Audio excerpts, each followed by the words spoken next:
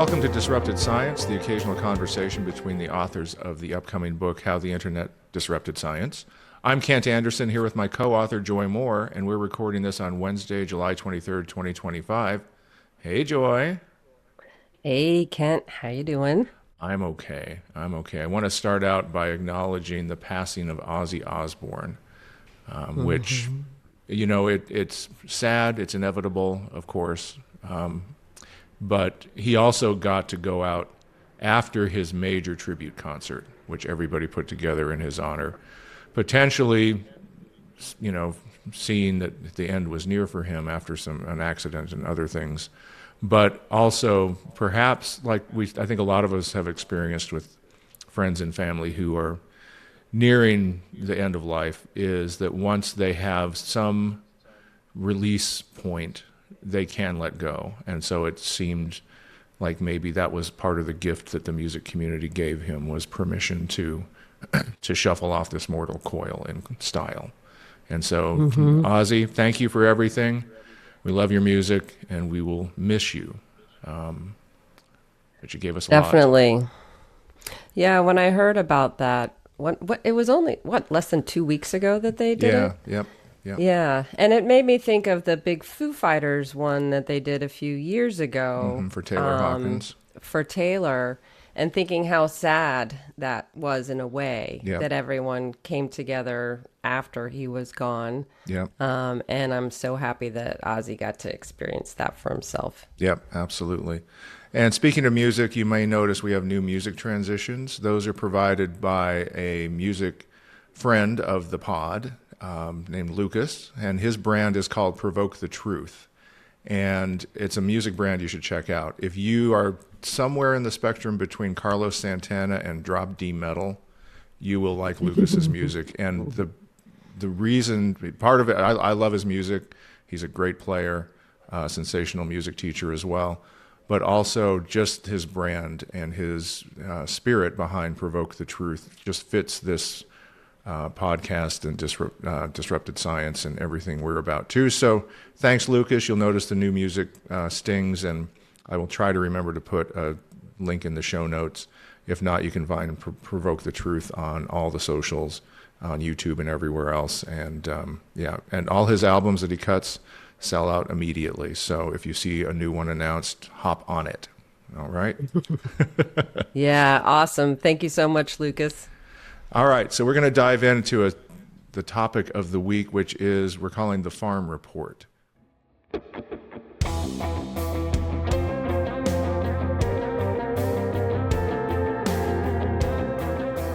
A lot of growth, a lot of bad growth. Yeah, a lot of bad things are happening to farmers, which isn't new, it turns out. So one of the benefits of writing the Geyser consistently, and part of the reason I do it so consistently, is because you get to gather receipts.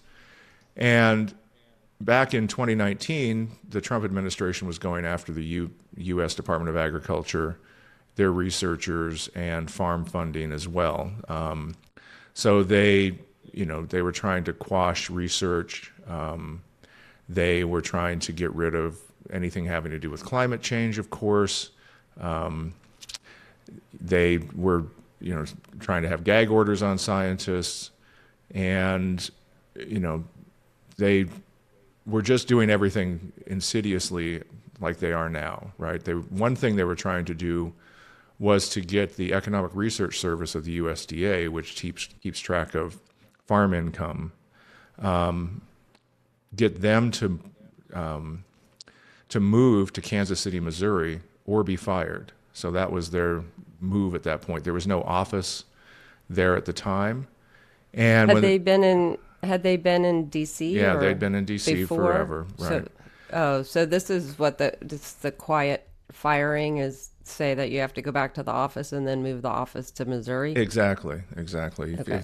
If the mountain and Muhammad are together and you want Muhammad to have a problem, you just move the mountain, I guess. I don't know. But this is back in 2019, and when that plan was announced, Sonny Perdue, who is, I have many comments on generally, but I think he was a congressman from Georgia and just a general bad person. But he was the USDA secretary at the time. And when it was announced, the USDA employees turned their backs on him. And that was what was going on back then. They also cut it was going to cost taxpayers $83 to $182 million to make that move. And there was no reason to make it other than to force people out. So this is something that's been going on for a long time. But now what the USDA is up to is cutting 15,000 USDA employees. That's how many have been cut since March. They say they're eliminating wasteful spending, but most of those positions were the ones that actually interacted with farms and farmers to support them and give them what they needed. And so, it's just a more damage to American agriculture, which is, a major export for the nation. And it makes no economic sense. It makes no scientific sense. And we'll talk a little bit later about how they're meddling in agricultural science as well. But that's just a little bit of context that this is a go-to move for the Trump administration, for MAGA. They say they support farmers, they pay lip service to it, but in their actions, what they do are they cut budgets, and they cut employees, and they cut research, and they undermine the American heartland. So, but there are other ways to do it too, right? So they're undermining the American heartland in terms of the jobs, yeah. But just the combination, the 1-2 punch of attacking medicine and food, right, is about as basically evil as you can get. Yep. And the math can't even work Nope. on the broad scale. No, I don't even know. Yeah, it's terrible. But there's also some funny business going on in agricultural science, and you talked about this this week, and about famously about fake basil. Actually, the basil was real. It's just they bought it at Home Depot. So yeah, that I was thinking about. It started with Jeffrey Epstein, and I wrote about this the other day. And with all the talk about releasing the file and who's in the file and what does it mean to be guilty by association, people who were invited or who were running in circles with him, who should be shamed, and all of this stuff. And in terms of if you were there, but you didn't know what was going on and you didn't participate in it, what does that say about you as a person? And so that made me think, and knowing a little bit, but not very much. I only knew the superficial, what was in the headlines about Epstein and his relationships with certain academics and academic institutions, as well as, rubbing shoulders with a lot of people that we consider some of our best and brightest. I thought, well, there's got to be some residual evidence of money coming through his organization or through his associations in terms of papers, whether, paying for labs or paying for fees or whatever. Because when you're talking about money and science, the easiest way to follow the trail is through the papers. Because every paper has who the authors are, where they work, and who gave them money. And if you can triangulate, you can figure out a lot of things. So I went to the library, and I wrote about that experience this morning. But I went to the library trying to see what I could find in terms of, I thought that there was so much money that I would have to start looking up at lots of papers, but I actually stopped at the first one that I found because it was retracted. That'll stop And you. and I was like, oh no. I wasn't planning on talking about retractions. But it actually just kind of filled out the whole story of Epstein's involvement with the MIT Media Lab and Joy Ito and the group there. And it resurfaced a story that probably would have, everyone has probably forgotten about it by now, is that during that time, there was a group called the Open Ag Initiative, and they were experimenting using AI and equipment to calibrate conditions to optimizing growth of plants. And they focused on basil. And it was a big splash. And if you look it up, there's videos, they're showing them walking through their facilities and things like that. And this is going to be the future of food. And this is going to be help us to grow food in outer space. And Yeah, it's because going to, outer space. I mean, they had an outer space flavored Coca-Cola a few years ago because they'd done a chemical analysis, like a mass spec analysis of space chemistry, and they had a Coke. And I just wonder how it would go with basil. Because basil is such a great condiment that you can just, maybe just crush up, tear up a few leaves into your Coke and strain yeah. them out, and you might get space basil Coke, margarita Coke. I don't know what it is, but No, that's like the worst mojito I ever heard of. space Coke and basil and AI basil. AI basil. Yeah, it didn't occur to me after thinking about this for a few days. It's like, wait a second, this isn't even food. This is a garnish. Ugh. So anyway, this paper was retracted a couple years after it was published in PLOS One, and so then I just started clicking around and seeing, okay, well, maybe it was retracted and nothing has ever come of it, but of course something did come of it, and I found a whole. There were 33 papers who cited it directly, and what was really annoying and disturbing is that half of them cited it after it was retracted. So, I'm not a mind reader or super sleuth by any stretch of the imagination. But if you're preparing a manuscript and you're putting your reference list together, the only way to cite a retracted paper means that you didn't even bother to look it up. I mean, it's open access as you can get. Right, right.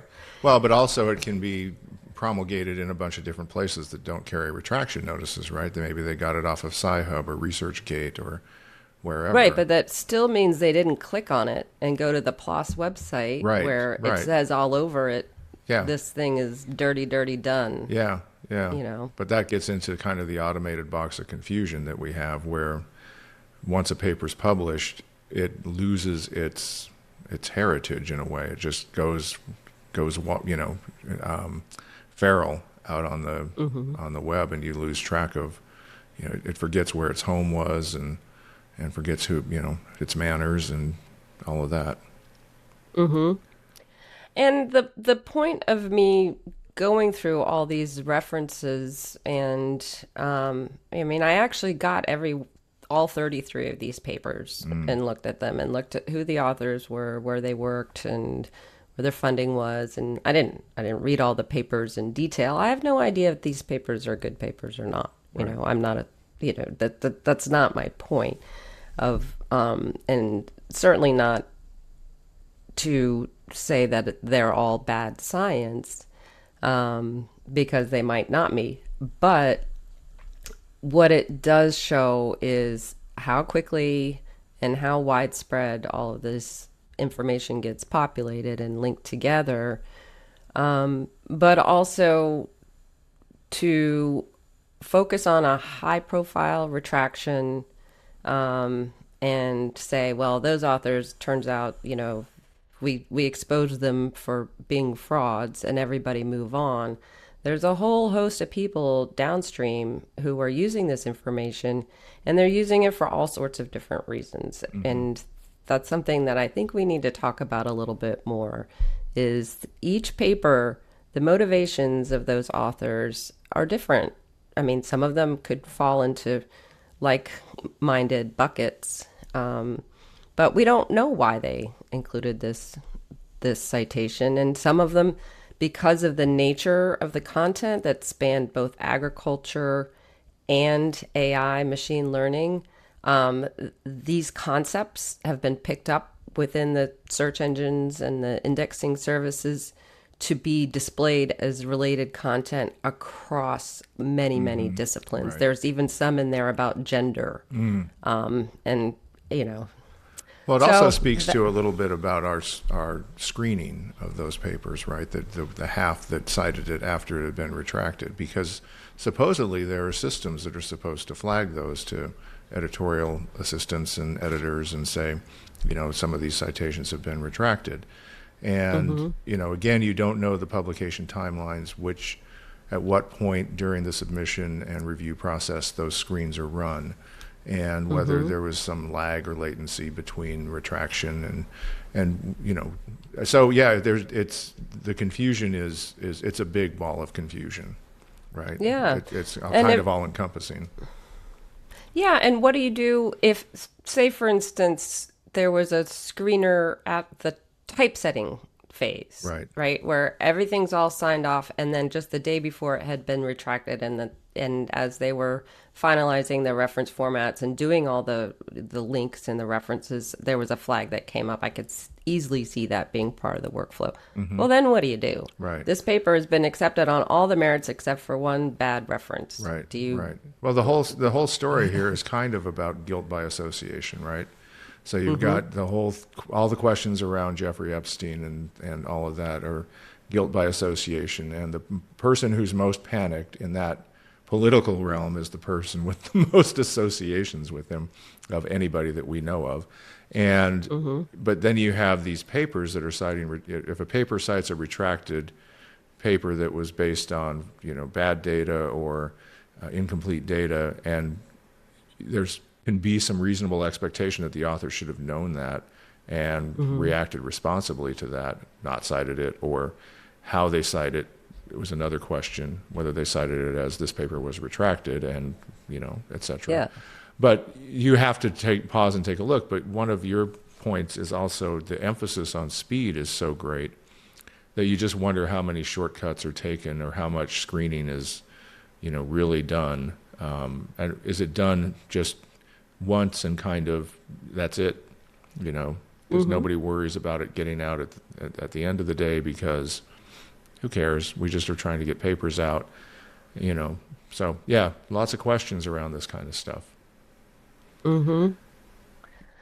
So it was very interesting And you also got journey to learn about air conditioning at a library and at the single library. sign-on. Single sign-on, yeah. So I went. So I live here in Williamsburg, which is where I went to college, and I'm able to use the library there. And I discovered that when we were doing research for the book, which was great because I actually went into the stacks and checked out books, and I used all the databases to help me find which books I wanted to read. Yeah. But it was also super helpful because they have so many databases that I got into all the holdings for the library and the business school and others. And then as I was looking into some more of what's going on in the scientific literature, I could use Scopus. But I went on Friday morning to work on this, and there was no parking. The air conditioning was out. I was really the only one there, except for the poor summer interns. Yep. And then just, the single sign-on wasn't working, and I needed to try to troubleshoot. And anyway, they set me up with a terminal hardwired into the wall and gave me a thumb drive How to old say, school. I love it. It was great. So I downloaded it all to my thumb drive. I came home and I printed it out and I marked it up and I added it with a calculator and a pencil because also don't understand how to use whatever the heck it is that used to be Excel. Yeah, it's too smart now. It's always suggesting things or pre-populating cells, and you're like, "What did you just do? That's not right." Yeah. I mean, we're fighting. It's funny how often we fight tech now. Like I find myself, fighting spell check, fighting pre-populated assumptions, turning off AI forced down our throats. It's like, can we just stop? Can you make tools for me instead of trying to make tools that kind of govern me?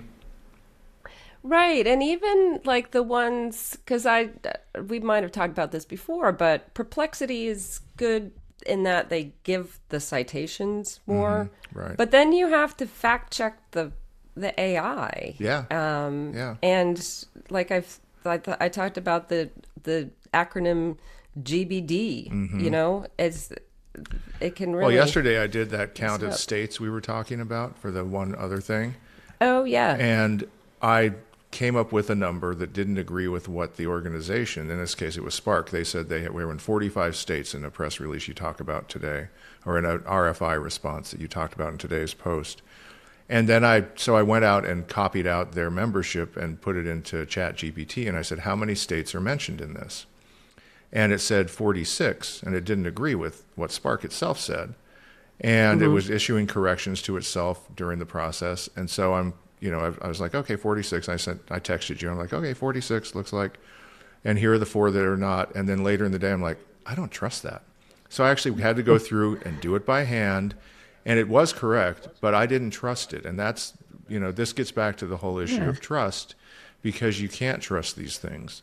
And one of the great lines in Adam Becker's book is, because he talks about how the architecture of tokenized LLMs is inference through and through.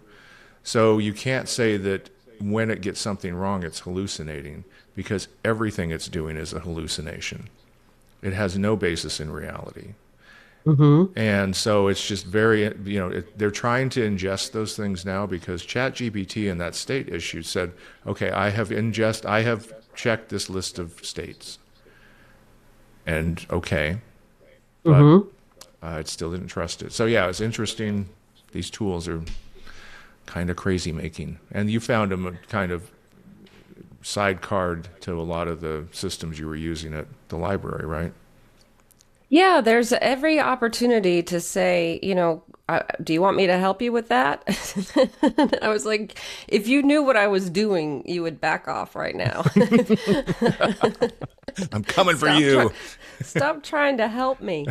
But the other and some of the kind of more fundamental problems I think that we have is not that that articles are fabricated, it's that they're misinterpreted, and Yes. that these systems are inferring things that are there, Right. but not in the context or for the audience to whom they were intended. Right. Or they tend to, one of the research that I've seen is they tend to make sweeping generalizations instead of modest claims, and they run a little bit florid, right? They try to make it sexy. They try to make it like a hot topic or a big finding, and it's like, they don't have the context to say, here's an interesting addition to the broader literature on this topic that talks about one specific little thing that you may find somewhat useful if you do this very specific kind of lab intervention. They don't know that kind of world. Well, and the Maha report references are rife with that. And one just example that I found particularly heartbreaking is that they, when they were citing the fact that the peer review system is broken in scholarly publishing, they actually say that in the Maha report. I looked at the citation, and it was by an editorial by the editor-in-chief of a journal that I used to work for. And he was talking about launching their new journal, open access, and trying out a new double-blind peer review. I think that what it is, either double-blind or double open. I can't remember. Right. But they picked that particular article from this journal to make the sweeping statement that peer review is broken, and they cited him by name, saying, and if you need to, he's the one who said this is it. Right. And it's one after the other. It's Right. not It's that not all what it was the there. content is, it's when you take it out of context and specifically you take it away from the audience that it's intended for, this is what you get. Yep. Yep. Absolutely.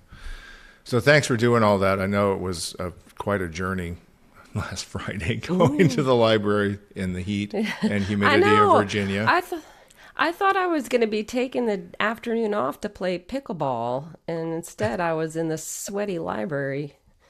Ooh. You still got to play pickleball though, didn't you? I did over the weekend. I Well, took a clinic, ooh, so my serve is improved. That's another example. They offer AI analysis of your game, mm-hmm. and I said I don't want to do that. I sat with a 15-year-old kid who's an amateur on the amateur pro tour, Yep, and he just said, "Oh, just do that." Boom, yeah. There you go. way better. Real intelligence wins again. Yeah. All right, but there's more nonsense, right, going on. Yeah. So what else is going on the farm? I feel terrible. I was just in Ohio, and one interesting trivia thing I did learn this week though is that a lot of the humidity in the summer that we experience is actually from the heartland, all the plants breathing out the water that they've ingested. So it's corn sweat essentially and soybean sweat. That's So the grossest thing. well, You said that. it's yeah, it's these clouds of water coming out of the Great Plains that are filling up the sky. So then we get all the humidity, which also explains why there's less humidity in the West, right? So Oh, because it as it comes from the Midwest, it's like and the it dust. all comes. The Dust Bowl has become the moisture bowl, I guess. Yeah, So it all comes to Williamsburg, Virginia. Ooh. on a Friday at the library. Well, so the whole litany of things that can't go through everything, but we all saw I think USDA was one of the first government agencies that experienced mass journal cancellations. The U.S. Agricultural Library canceled tons of subscriptions back in when was that? Back in March. So that was one of the first experiences we had with what was Doge at the time, which you don't hear much about anymore, interestingly, but they certainly did their damage. And then Brooke I Rollins. want to, Oh, go ahead. before you get on to her, I Mm-hmm. had an idea around journal cancellations and the automated box of confusion. And knowing some of the tools that are in that toolkit, I was thinking that publishers whose journals have been canceled can go and do a little Rickroll from PubMed or other government databases to their platforms. Because you're going to have your header files have been in there for decades. So your publications are still linked from the government to your platform. It's just that government employees who are coming through are not going to have that seamless access anymore because they've canceled their subscriptions. Right. But you could put a little interstitial between that link out and your platform and give them a little never going to give you up message. Never going to let you down. Never going to let you down. And right now, give us your email address. Tell us who you are, your personal email Right, address, you get and we'll free give access. we'll give you a gift, Yep. a thoughtful gift. And you can do it for a day, a week, a month, a year, a paper, share with a friend, Right. things like that. Yeah, as long as So- needed, right? I think that's a great Yep. idea. Yeah. I mean, you're not making any more money from this group of people, but you can definitely support science with a nice Rickroll interstitial. I like that idea. Nice. All right. So Brooke Rollins is the current secretary of the USDA, and she actually comes from farm country, but she's also a dyed-in-the-wool MAGA person. Interestingly, though, and she's big into this idea of biblical darkness, which is awesome. What? Yeah, so she's one of those like end of days, but she's really I did some research last Is night. Is she like the one who, when they were talking about Medicaid, just said we're all going to die anyway? Get over it. Joni, whatever her name is, Ernst. Yeah, she's a class act. I think that was who it was. But no, she's not that bad. She's actually, I think, she's a real mixed bag from what I can see. So she's doing a lot of things that I wouldn't say help farmers or help agricultural research or our food supply or the world's food supply. But she's also done a lot of things to blunt the worst tendencies of the Trump administration. So she actually got some bird flu interventions in place and helped cull and vaccinate various flocks that were at risk at the time. She got Trump to back off on some of the ICE detentions of migrant farm workers and others, and things like that. But she's also so she's walking a tightrope, essentially. It sounds like, and I think that is what it is. I don't think it. I think she should not walk that tightrope, but at least she's walking the tightrope. She's not fully dyed in the wool, but. And so the report card from the farmers themselves is mixed. You know, they are watching her carefully. One thing I learned from traveling to the Midwest last spring is that the farm report is a great tool that all the farmers use, and they are no-nonsense people. So I'm sure they're all over this in a way that you and I can't be, because we also don't get the farm report in Massachusetts. I don't know if you guys get it on a cable channel or anything there. And then they break it up on YouTube, so it's hard to watch. But anyhow. No, I'll ask around. Yeah. Yeah. I bet we do. But one of the big things for scientific publishers is that they issued, what was the date on this? They issued it on July 8th. America First Memorandum for USDA Arrangements and Research Security. And it's one of the craziest documents you will ever read. It's so paranoid and jingoistic. Cuckoo bananas. It's like the person who typed it, I'm concerned about. Like, this is my highlighting of it. I mean, if you're watching on YouTube, you can see it's. I mean, I just was going through exclamation points, paranoid. What you know, there and bad alliteration, like you produce the food, fuel, and fiber on which what are hemp and cotton? You know, what's the fuel? What's the fuel exactly? Like ethanol?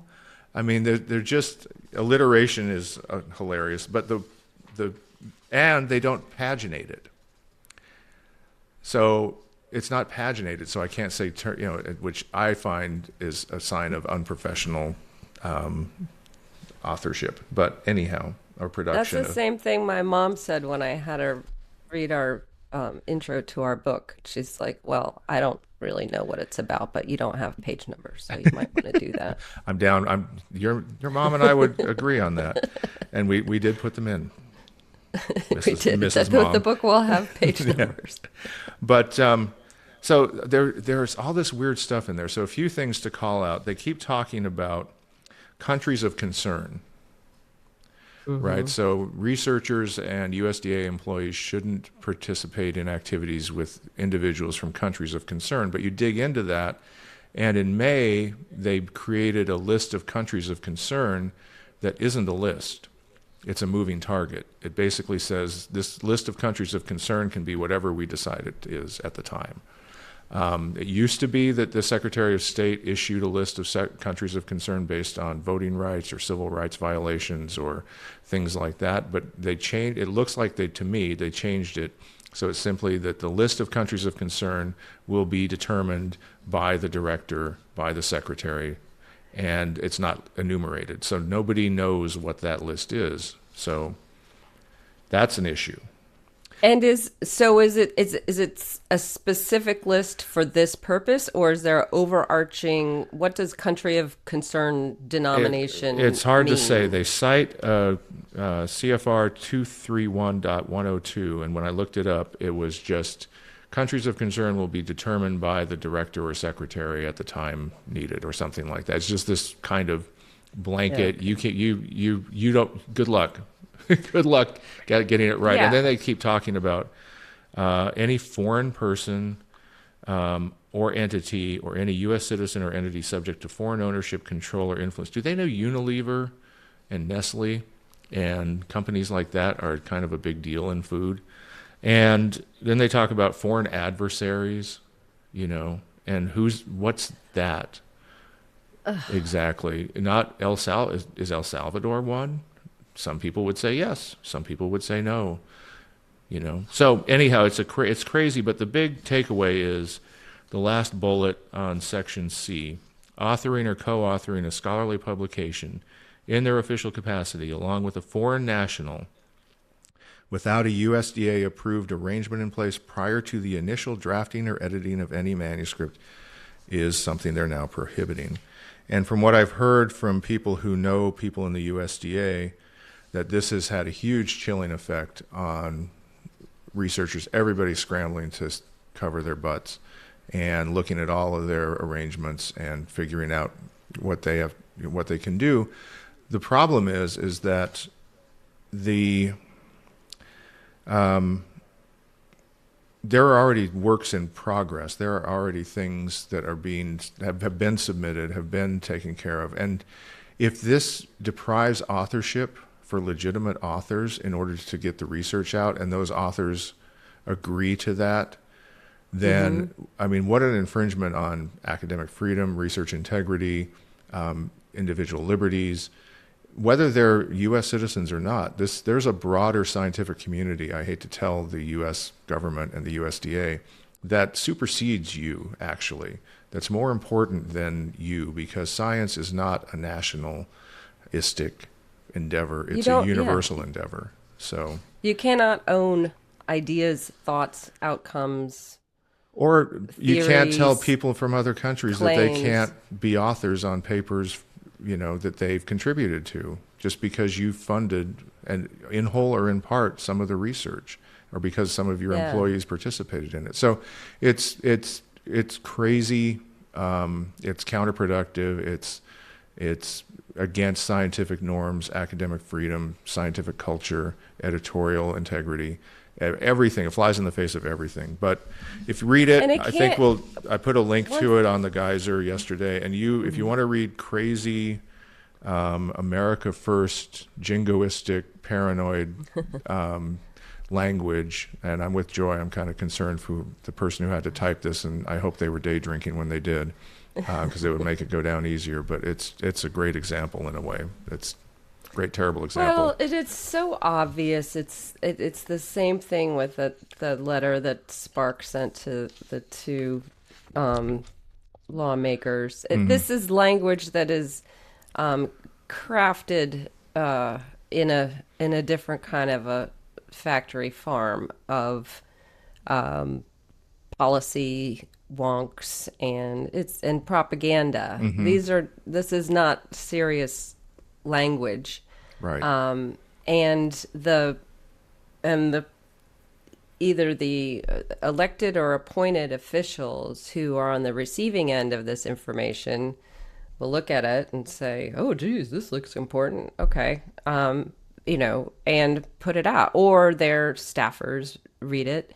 But more than likely, ChatGPT reads it and said, "This is the truth." Yeah, now. right. Yeah, and you made a really interesting point, because I linked out in 2012. I wrote a post that keeps surfacing again and again with these yahoos, because they keep kind of circling this idea, which was an April Fool's post, where I proposed the idea that yes, taxpayer-funded research, we should go all the way with that and only make it available to the taxpayers who were paying taxes at the time that it was funded, or that their taxes actually fed into it. And so, there were jokes about Willie Nelson and how his tax status was always on his mind, and how whether there was a controversy about whether the rich should have more access because they paid more in taxes, or less access because they paid a lower rate, and what happens to all that kind of stuff. So if you actually take this to the absurd level, but you noted in our exchange that, you know what, ChatGPT doesn't know that's parody. Yeah. They've ingested this whole joke, and you wonder, that's an angle that I think I really want to think about at some point, or get some comedians or somebody who does comic analysis to figure that out. How much of ChatGPT is just a computer that doesn't know we were just kidding? Well, let's see if we can talk to the folks at The Onion about this. See if we can learn anything from them, and maybe help them juice up their links. Well, you had that whole thing where the authors were putting invisible or microtext in Yeah. archive preprints to fool Chat GPT. Yeah. I'm going to go look at the Onion and see if they've been putting things in their posts that are kind of like, Please do. this is real. You have to. This is so true. This should And supersede you know all of your what? other things. Chat Go GPT. ahead and make up the whatever the legal number is for the executive order or whatever. Just go ahead and put it in there Right. and do the work for them. They'll pick it up and then Terrible. we'll see it come out. So I just want to end this section of this discussion with, again, this is the biggest anti-science administration. I think I can't imagine. I think this is putting to shame the Catholic Church back in Galileo's era. I think it's just. I mean, there's more science to damage, and they're damaging the heck out of it. There's a great post on your local epidemiologist and other sources about showing how dramatically the budgets have been cut, and it's shocking. But farmers, we are sorry. We're really sorry. We're with you. We think, and it's also amazing to me how we as a culture have gone from feed the world to prosecute people trying to feed the world. Mm-hmm. And shut down And the save food the engines. children. Yeah, save the Yeah. children Feed to the now world hurt and the save children. the children. Yeah, so we have truly reprehensible people setting political policies for some of the most important government in the world. I would say, and especially from a scientific point of view. And yeah, so now it's hurt the children and starve the world. That's awesome. So. All right. Well, on that note, let's go to a little something brighter and talk about discoveries of the week.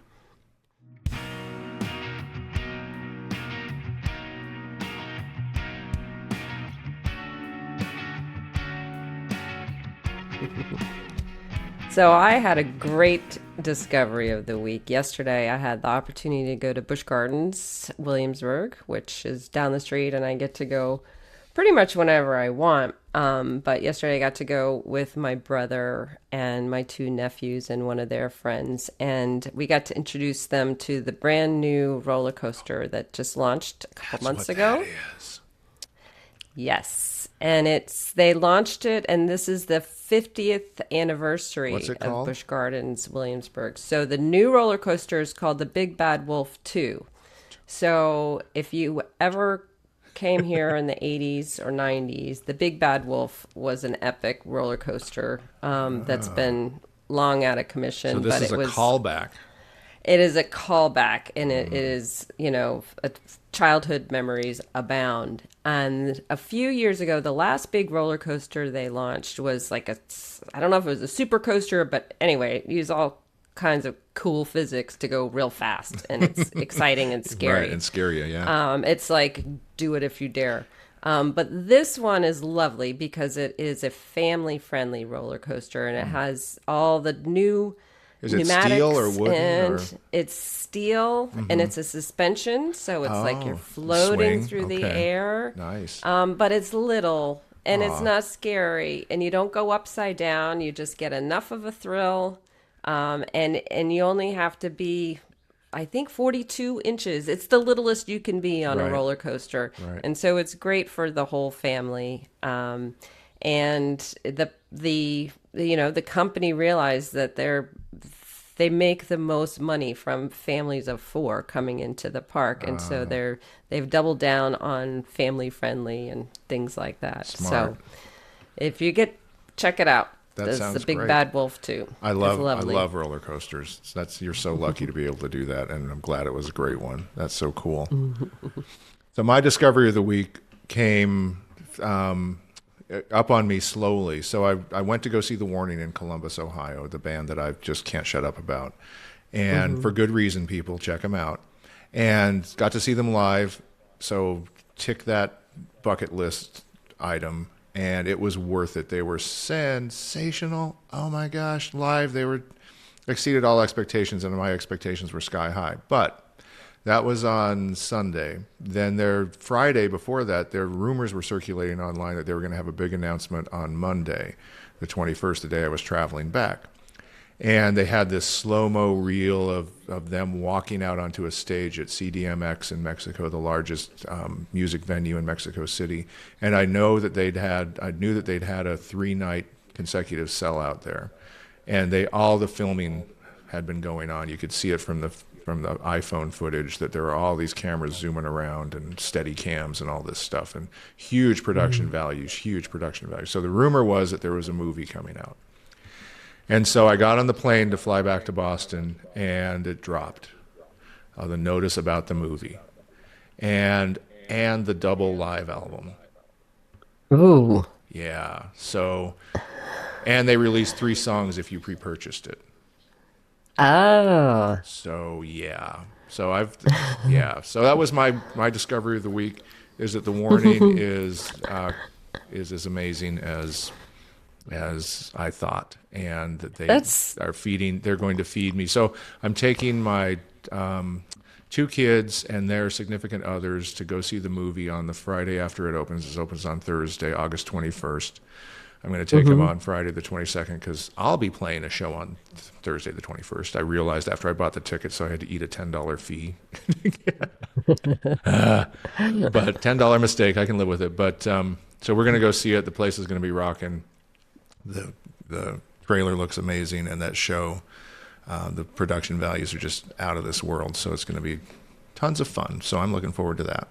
So I'm gonna have to go see that too. I haven't seen any of these concert movies in a theater, and I think that's about my pace.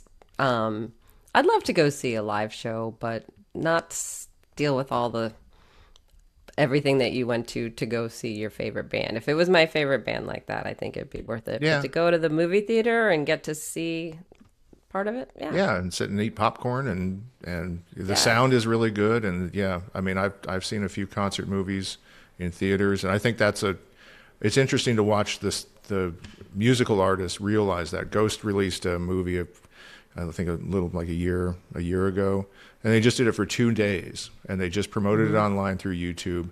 Every theater sold out that they put it in for 2 days, and they were one of the top 10 movies that week, just because they were so smart about doing it. And they took the cheapest, I think it was just like a Tuesday, Wednesday.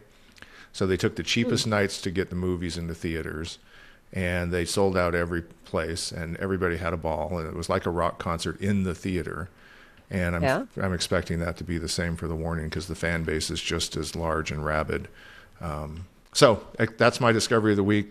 I will try to shut up about them at least for a month now, and then after I see the movie, I don't know, no guarantees. So anyhow, Do you think Ozzy would have enjoyed a Warning concert? I I think he think he would. oh, absolutely, I think he'd absolutely. be proud. Yep, yes, they would, and they actually made their debut covering a Metallica song. So, yeah, there's a definite line from one to the other there. So, agree. All right. All right. Well, thanks for tuning in, everybody. We love your feedback. We're getting a lot of nice feedback indirectly, and we love it. So, and recommendations, we continue to try to improve. And questions, topics you want us to cover, you can reach us at disruptedscience@gmail.com. And what are we going to do for the silly sign off of the week? Well, I think the appropriate would be to everyone, hold on, don't go off the rails on a crazy train. All right. We'll miss you, Ozzy. Thanks a bunch.